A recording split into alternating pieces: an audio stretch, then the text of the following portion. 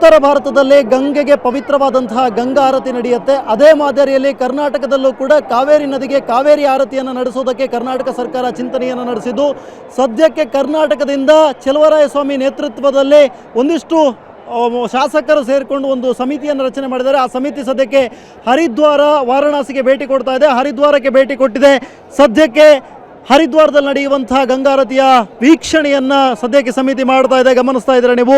ಚೆಲುವರಾಯಸ್ವಾಮಿ ಸೇರಿದಂತೆ ಮಂಡ್ಯ, ಮೈಸೂರು, ಕೊಡಗು ಭಾಗದ ಶಾಸಕರು ಈ ಒಂದು ಸಮಿತಿಯಲ್ಲಿದ್ದು ಸದ್ಯಕ್ಕೆ ಈ ಹರಿದ್ವಾರದಲ್ಲಿ ನಡೀತಿರುವಂಥ ಗಂಗಾರತಿಯನ್ನು ಕಣ್ತುಂಬಿಕೊಳ್ತಾ ಇದ್ದಾರೆ.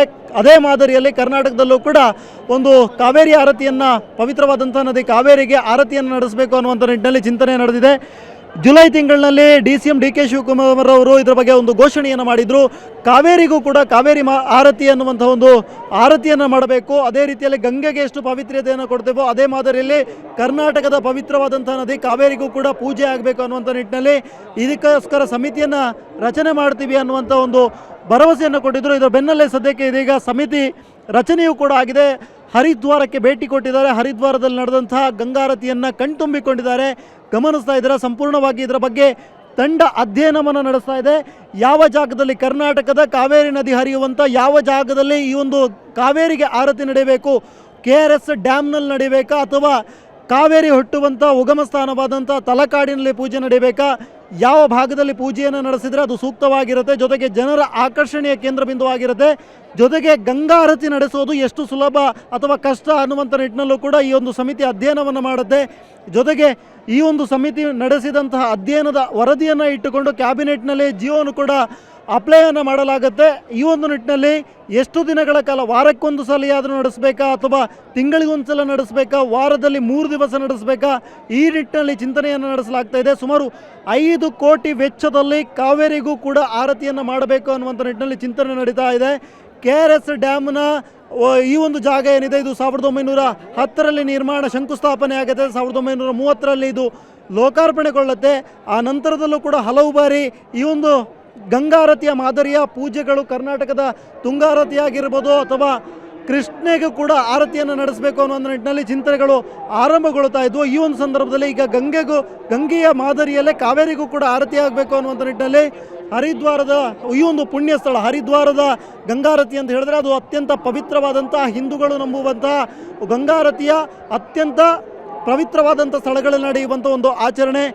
ಉತ್ತರ ಭಾರತದ ಕೆಲವು ಭಾಗಗಳಲ್ಲಿ ಋಷಿಕೇಶ ಆಗಿರ್ಬೋದು, ವಾರಣಾಸಿ ಆಗಿರ್ಬೋದು ಅಥವಾ ಹರಿದ್ವಾರ ಆಗಿರ್ಬೋದು, ಹರಿಯೇ ಈ ಒಂದು ಜಾಗದಲ್ಲಿ ಪಾದವನ್ನು ಇಟ್ಟಿದ್ದಾರೆ, ಅವರ ಪಾದದ ಹೆಜ್ಜೆಯ ಗುರುತಿದೆ ಅನ್ನುವಂಥ ಒಂದು ಉಲ್ಲೇಖ ಇದೆ. ಜೊತೆಗೆ ಬ್ರಹ್ಮಲೋಕಕ್ಕೆ ಗಂಗೆಯನ್ನು ತೆಗೆದುಕೊಂಡು ಹೋಗುವಂಥ ಸಂದರ್ಭದಲ್ಲಿ ವಿಷ್ಣು ಈ ಒಂದು ಜಾಗದಲ್ಲಿ ಪಾದವನ್ನು ತೊಳೆದಿದ್ದಾನೆ ಅನ್ನುವಂಥ ಉಲ್ಲೇಖವೂ ಕೂಡ ಬರುತ್ತೆ.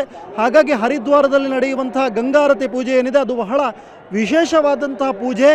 ಈ ಒಂದು ಪೂಜೆಯ ನೋಡೋದಕ್ಕೆ ಅಂತಲೇ ನೀವು ನೋಡ್ತಾ ಇದ್ದೀರ, ನದಿಯ ಇಕ್ಕೆಲಗಳಲ್ಲೂ ಕೂಡ 2 ಭಾಗಗಳಲ್ಲೂ ಕೂಡ ದೇಶದ ವಿವಿಧ ಭಾಗಗಳಿಂದಲೂ ಕೂಡ ಜೀವನದಲ್ಲಿ ಒಂದು ಸಲವಾದರೂ ಕೂಡ ಈ ಒಂದು ಗಂಗಾರತಿಯ ದೃಶ್ಯವನ್ನು ಕಣ್ತುಂಬಿಕೊಳ್ಬೇಕು ಅನ್ನುವಂಥ ನಿಟ್ಟಿನಲ್ಲಿ ಅತ್ಯಂತ ಶ್ರದ್ಧಾ ಭಕ್ತಿಯಿಂದ ಜನ ಬರ್ತಾ ಇರುವಂಥದ್ದು. ಜೊತೆಗೆ ಆ ಗಂಗೆಯ ಆರತಿಯನ್ನು ಸ್ವೀಕರಿಸುವಂಥ ಸಂದರ್ಭದಲ್ಲೂ ಕೂಡ ಈಗಲೂ ಕೂಡ ಗಂಗೆಯ ಆರತಿ ಸೂರ್ಯಾಸ್ತ ಮತ್ತು ಸೂರ್ಯೋದಯದ ಸಂದರ್ಭದಲ್ಲಿ ನಡೆಯುತ್ತೆ.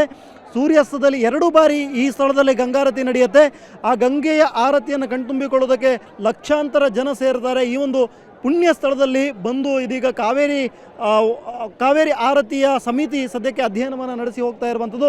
ಇದೇ ಮಾದರಿಯಲ್ಲಿ ಕರ್ನಾಟಕದಲ್ಲೂ ಕೂಡ ಇನ್ನೇನು ಕೆಲವೇ ದಿನಗಳಲ್ಲಿ ಈ ಥರದ ಒಂದಿಷ್ಟು ಗಂಗಾರತಿಯ ಮಾದರಿಯ ಒಂದಿಷ್ಟು ಆರತಿ ಕಾರ್ಯಕ್ರಮಗಳು ಕರ್ನಾಟಕದಲ್ಲೂ ಕೂಡ ಆರಂಭಗೊಳ್ಳುತ್ತೆ. ಅದಕ್ಕೆ ನಿಚ್ಚಳವಾಗಿ ಒಂದಿಷ್ಟು ಪ್ರವಾಸಿಗರನ್ನು ಕೂಡ ಸೆಳೆಯುವಂಥ ನಿಟ್ಟಿನಲ್ಲಿ ಇದು ಕೆಲಸ ಮಾಡುತ್ತೆ. ಆ ನಿಟ್ಟಿನಲ್ಲಿ ಸದ್ಯಕ್ಕೆ ರಾಜ್ಯ ಸರ್ಕಾರಕ್ಕೆ ಈ ಒಂದು ಸಮಿತಿ ಏನಿದೆ ಇದು ವರದಿಯನ್ನು ಸಲ್ಲಿಸಬೇಕಾಗಿದೆ. ಜೊತೆಗೆ ಇಲ್ಲಿ ಗಮನಿಸ್ತಾ ಇದ್ದೀರಾ, ಆರತಿಯನ್ನು ಬೆಳಗಿದಂಥ ಜಾಗದಿಂದ ಆರತಿಯನ್ನು ತೆಗೆದುಕೊಂಡು ಬಂದಿದ್ದಾರೆ. ಇದನ್ನು ಪ್ರತಿಯೊಂದು ಭಕ್ತಾದಿಗಳಿಗೂ ಕೂಡ ಆರತಿಯನ್ನು ತಲುಪಿಸಿ ಆಗಮಿಸಿದಂಥ ಪ್ರತಿಯೊಂದು ಭಕ್ತಾದಿಗಳು ಕೂಡ ಈ ಒಂದು ಆರತಿಯನ್ನು ತೆಗೆದುಕೊಂಡು ಬಂದು ಸದ್ಯಕ್ಕೆ ಆ ಆರತಿಯನ್ನು ಸ್ವೀಕಾರವನ್ನು ಮಾಡ್ತಾರೆ. ಸದ್ಯಕ್ಕೆ ನೋಡ್ತಾ ಇದ್ದೀರಾ, ಗಮನಿಸ್ತಾ ಇದ್ದೀರಾ, ಇದು ಸಂಪೂರ್ಣವಾಗಿ ಗಂಗೆಗೆ ಆರತಿಯನ್ನು ಮಾಡಿರುವಂಥ ಆರತಿಯನ್ನು ಸ್ವತಃ ತೆಗೆದುಕೊಂಡು ಬಂದಿರುವಂಥದ್ದು. ಸದ್ಯಕ್ಕೆ ಸಮಿತಿ ಹರಿದ್ವಾರಕ್ಕೆ ಬಂದಿದೆ. ಹರಿದ್ವಾರದಲ್ಲಿ ಅಧ್ಯಯನವನ್ನು ಕೂಡ ಆರಂಭಗೊಂಡಿದೆ. ಅಧ್ಯಯನವನ್ನು ಆರಂಭಗೊಂಡು ವರದಿಯನ್ನು ಸ್ವೀಕಾರ ಮಾಡಲಾಗುತ್ತೆ. ವರದಿಯನ್ನು ಕೊಟ್ಟ ಬಳಿಕ ಸದ್ಯಕ್ಕೆ ಕಾವೇರಿ ಆರತಿ ಸಮಿತಿ ಈ ಒಂದು ಜಾಗದಲ್ಲಿ ನಡೆಸಿದಂತಹ ಅಧ್ಯಯನದ ವರದಿಯನ್ನು ಇಟ್ಟುಕೊಂಡು ಸದ್ಯಕ್ಕೆ ಕ್ಯಾಬಿನೆಟ್ಗೆ ಸಬ್ಮಿಟ್ ಮಾಡುತ್ತೆ. ಆ ನಂತರದಲ್ಲಿ ಕೆಲವೇ ದಿನಗಳಲ್ಲಿ ಕರ್ನಾಟಕದಲ್ಲೂ ಕೂಡ ಗಂಗಾರತಿಯ ಮಾದರದಲ್ಲಿ ಕಾವೇರಿ ಆರತಿ ಕೂಡ ಆರಂಭಗೊಳ್ಳುತ್ತೆ ಅಂತ ಹೇಳ್ತಾ ಕ್ಯಾಮ್ರಾ ಪರ್ಸನ್ ಪ್ರತಾಪ್ ಜೊತೆ ಸ್ವಸ್ತಿಕ್ ಕನ್ಯಾಡಿ, ಏಷ್ಯಾನೆಟ್ ಸುವರ್ಣ ನ್ಯೂಸ್, ಹರಿದ್ವಾರ.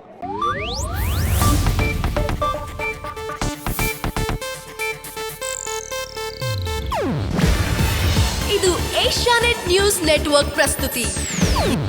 ನೀವು ನೋಡ್ತಿದ್ದೀರಾ ಏಷ್ಯಾನೆಟ್ ಸುವರ್ಣ ನ್ಯೂಸ್.